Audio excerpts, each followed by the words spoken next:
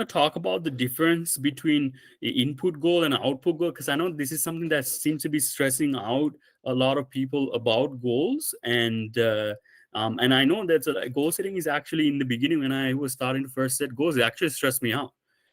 It stressed me out, and I couldn't really, concentrate. Right? I feel like I was late, and I feel like I had too many things to do. So all this mess, right? So I started to figure out, okay, I need to like makes it like goal setting supposed to be helpful to me. How is these guys doing it to make it better? Because for me it was stressing me out. So I started to see there's a reason why it was stressing me out, because I didn't know what the difference was between input goals and output goals, right?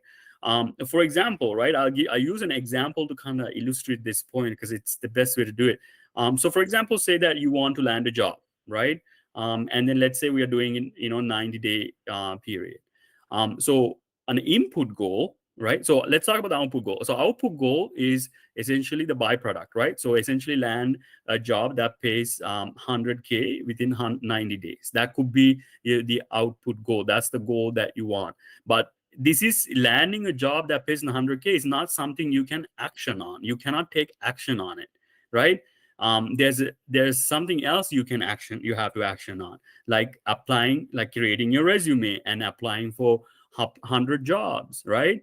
So that's 100 activities, right? I mean, if you had to create a resume, that would be 101 activities.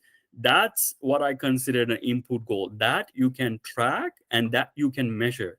Whether you land a job or not, it's actually, you cannot really measure that, because it's not under your control completely, right? But you should still state it, what you want at the end.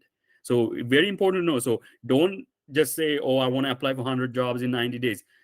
That is not enough. You need to identify what you're willing to do, which is the input goal, and what you would like to have or accomplish or achieved at the end, and that will be your output goal.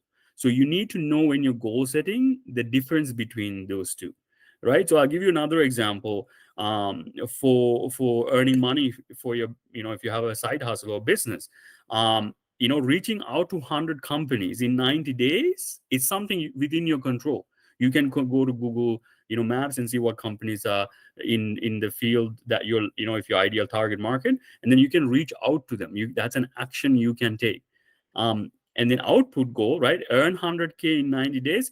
That is not completely in your control. It might be to a certain degree, but it is more likely that if you were to contact the 100 companies, that you can earn 100K as a byproduct of that, right? So it's very important to understand the difference between this, right? So it's a mistake that I've seen many project managers also make, because they misunderstand what the input and output goals are, causing a lot of stress and misunderstanding with their teams. Okay, and I'm going to give you another example just to make it even easier to understand. So for example, say that you want to lose weight, right? You want to lose a certain amount of weight. You can say input goals, I'm going to work out, exercise 36 times in the 90 days. So that's the actions you're setting as a goal. Number of actions you're setting as a goal. That's an input goal. It's the actions you're willing to take. And the output goal is essentially lose 10 pounds in the next 90 days. Losing is not something you can action upon, right? It's a byproduct of you exercising or you dieting, right? So that's essentially how you have to think about it. You need both, but you need to understand specifically what are your input goals and output goals, and focus really on improving the state of your input goal, right? Number of jobs that you apply, number of companies you reached out to, number of times you exercise. So focus on improving the input goal, because it's within your control. Output goal, do have it, but don't really put your mind in stress and unnecessary anxiety if you're not hitting them, because you truly can control is the input goal, right? So it's same with if you're studying for an exam. Say that you want to get an 80 on the exam, you can't just get 80% on the exam. You need to decide to study for certain number of sessions, number of hours, maybe 100 hours you need to study, and you keep track of that, right? So that's how you kind of figure out how to set goals, how to plan, and then understand the difference between input goals and output goals.